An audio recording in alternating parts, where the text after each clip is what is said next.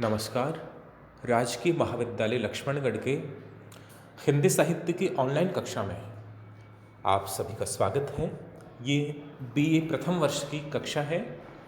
हमने पिछली कक्षा में कविवर हरिवंश राय बच्चन की डायरी, प्रवास की डायरी, इस प्रवास की डायरी के कुछ पृष्ठ हमारे पाठ्यक्रम में हैं, कुछ अंश हमारे कोर्स में हैं और हम पढ़ रहे थे कि 22 अप्रैल 1952 को हरिवंश राय बच्चन ने कैम्ब्रिज विश्वविद्यालय में अपने अध्ययन के दौरान, पीएचडी शोध के दौरान जो डायरी लिखी थी उसमें उन्होंने कुछ चर्चा की थी, कुछ मौसम के विषय में चर्चा की थी और के.एन. सप्रू और M.Y. घोरपदे उनसे मिलने के लिए आए थे। एक मजलिस थी, उस मजलिस में बच्चन को काव्य पाठ करना था और वहाँ एक इस तरह का प्रस्ताव था कि बच्चन आए और उसके सदस्य बन जाएं।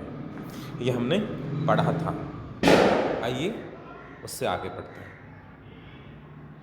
विश्वनाथ दत्त कई बार मेरे स्थान पर आ चुके थे। एक दिन उनकी पत्नी भी आई थी। शाम को अपने घर बुलाया था।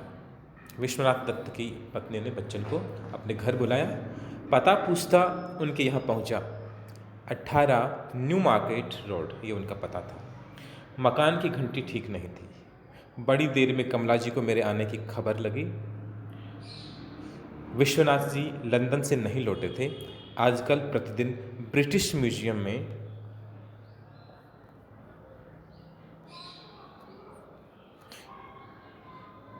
काम करने जाते थे। कमला जी के साथ बैठा मैं बातें करता रहा। दत्त जी 9 बजे लौटे। एकदम व्यक्तिगत जीवन के, कोई साहित्यिक महत्व इनका हो या ना हो, बच्चन इतने महत्वपूर्ण हो इसलिए उनका महत्व है, लेकिन डायरी एकदम से निजी विधा होती है। किससे मिला, क्या हुआ, किस पे विचार हुआ, आपके मन में जो चल रहा है, जिसका साहित्य का महत्व नहीं हो लेकिन आपके लिए महत्व है, आपके आगे चल के वो एक स्मृतियों का जो खजाना है, यादों का जो खजाना है, वो आपके काम आएगा। डायरी इस तरह की विधा होती है। तो विश्वनाथ जी की पत्नी कमला जी वे भी वहाँ इंग्लैंड रहती थी, जहाँ बच्चन जी अपने जो शोध कार्य पूरा कर रहे थे अंग्रेजी में।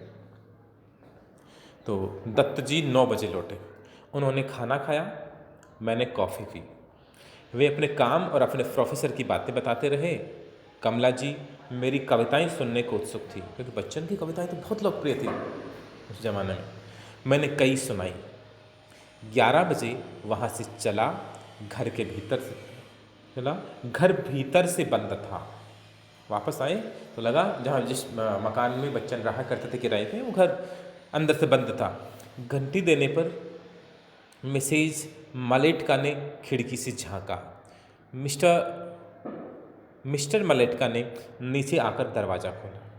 अंग्रेजी में एक परंपरा है कि जो पुरुष सदस्य है दाम्पत्य जीवन में, जो पति है, उसके नाम के साथ मिसेज जोड़ दें तो पत्नी को इस तरह संबोधित करते हैं। अब कोई शर्मा है, उसकी पत्नी है तो उसे मिसेज शर्मा कहेंगे।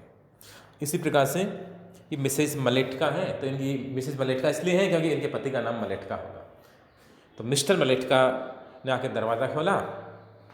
मैंने कहा बहुत अफसोस है कि आपको बेवक्त जगाया। थोड़ा वहाँ से विश्वनाथ जी से मिलने गए थे बच्चन, तो वहाँ से थोड़ा समय लग गया, लेट आए और जहाँ रहते थे वहाँ उनको जगा के और फिर दरवाज़ा खुलवाना पड़ा। उन्होंने कहा कसूर मेरा है, मैंने अभी तक आपको बाहर की चाबी नहीं दी। अगर बाहर के दरवाजे की चाबी आपको दे देता तो आप अपने ऐसा से चाबी से दरवाज़ा खोल के और अपने कमरे में जाके सो जाते। खैर, दोनों ओर से क्षमा प्रार्थना और धन्यवाद प्रकाशन के बाद मैं कमरे में आया और कपड़े बदलकर बिस्तर में घुस गया। इस समय किसी घड़ी ने 12 की घंटियाँ दी। वो अलार्म वाली घड़ियाँ होती है ना, अगर 5 बजे तो 5 बार वो उसमें घंटा बजेगा, 12 बजे तो फिर वहाँ 12 बार, इस तरह से। तो किसी घड़ी ने 12 की घंटियाँ दी। सामने सिडनी कॉलेज के कमरे में एक लड़का अभी तक काम कर रहा है। रात के 12 बज रहे हैं और अब देखो विद्यार्थी कैसे होते हैं, आप अपना आत्मविश्लेषण कीजिएगा कि आप कितना पढ़ते हैं। रात के 12 बज रहे हैं और अब भी इंग्लैंड में वहाँ विद्यार्थी है, वह अपना काम कर रहा है, पढ़ रहा है, काम कर रहा है। ये कहावत कि early to bed and early to rise makes a man healthy, wealthy and wise, Angrezi की बहुत प्रसिद्ध कहावत है। अर्ली यानी जल्दी, अर्ली टू बेड, जल्दी बेड पे चले, बिस्तर पे चले जाओ, सो जाओ जल्दी।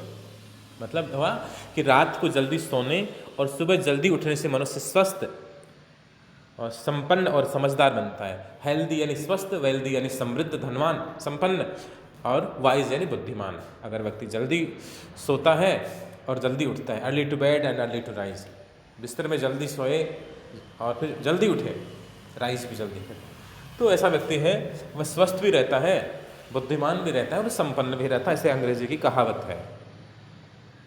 तो इसी देश से हमारे यहाँ पहुँची ये जो कहावत है, इंग्लैंड की अंग्रेजी कहावत है, वो हमारे देश में पहुँची, पर इसका यहाँ शायद ही कोई पालन करता हो। बच्चन कह रहे हैं कि early to bed and early to rise makes a man healthy, wealthy and wise. ये जो अंग्रेजी कहावत है, अंग्रेजों के देश इंग्लैंड से हिंदुस्तान में पहुँची थी, लेकिन खुद इंग्लैंड में इसका पालन नहीं होता। लोग देर रात तक काम करते रहते हैं या पढ़ते रहते हैं, कुछ भी होता है। यहाँ प्राय लोग 7-8 बजे सोकर उठते हैं, 12 बजे तक सो रहे हैं, 7-8 बजे उठते हैं, जल्दी तैयार होकर और ब्रेकफास्ट करते और काम पर भागते हैं। 9 बजे से सब जगह काम शुरू हो जाता है। तैयार होने का अर्थ यहाँ होता है हजामत बनाना और मुंह धोना। आप देखो, अलग अलग देश हैं, अलग परंपराएं हैं। आप देखो क्या अगर बच्चे डायरी ना लिखते तो हमें इंग्लैंड की जो जीवन शैली है उसका पता नहीं चलता। तैयार होकर ऑफिस जाते हैं, 9 बजे ऑफिस खुल जाता है इंग्लैंड में। तो तैयार होने का मतलब क्या है? तैयार होने का अर्थ है हजामत बनाना, दाढ़ी बनाते हैं और मुंह धोते हैं। ब्रश यहाँ लोग सोते समय करते हैं, रात को ब्रश करते हैं। अपने यहाँ सुबह दातुन करने की परंपरा है, दोनों समय होते और ज़्यादा अच्छा है, लेकिन सुबह पर दातुन करते हैं। इंग्लैंड में रात को सोते समय ब्रश किया जाता है। 1:30 और 2 बजे लोग लंच लेते हैं। दोपहर का भोजन है वह 1:30-2 बजे लेते हैं और लंच हल्का होता है। 5:30 से फिर काम होता है और सब दफ्तर दुकानें प्राय 5:30 बजे बंद हो जाती है। तब लोग चाय पीते और नहाते हैं, काम के कपड़े बदलकर और शाम के कपड़े पहनते हैं। अपने यहाँ तो भारतीय परंपरा यूँ था कि काम करने के लिए अलग कपड़े पहन के जाएँ, फिर घर आके अलग कपड़े, ऐसी परंपरा हमारे यहाँ नहीं थी। हमारे यहाँ तो जैसे वो धोती कुर्ता या जब कुछ पहनते लोग, साड़ी महिलाएं, तो समान वस्त्र होते थे। लेकिन वो इंग्लैंड वाले के भी काम करने के लिए अलग कपड़े, फिर घर पे पहनने के अलग, ये सारी चीज़ें सुविधा के हिसाब से हमारे यहाँ भी आ गई है। तो शाम के काम के कपड़े बदलकर और शाम के कपड़े पहनते हैं। 6:30 बजे खाना खाते हैं और खाना लंबा चलता है 7:30 तक, घंटा भर लग जाता है उसमें। सिनेमा यहाँ 8 बजे रात से शुरू होता है और पढ़ने लिखने वाले 12-1 बजे तक पढ़ते रहते हैं। विद्यार्थियों, आप अपनी तुलना करके देखिए, यहाँ 12-1 बजे तक हर विद्यार्थी जो पढ़ रहा है लगभग कोई 12 बजे, 12:30 बजे, 1 बजे, कोई 1:30 बजे तक, यहाँ तक रोजाना पढ़ते हैं। परीक्षा के दिनों में नहीं, पढ़ाई चल रही है नियमित तो इतना पढ़ते ही पढ़ते हैं। बहुत से लोग सोने से पहले नहाते हैं।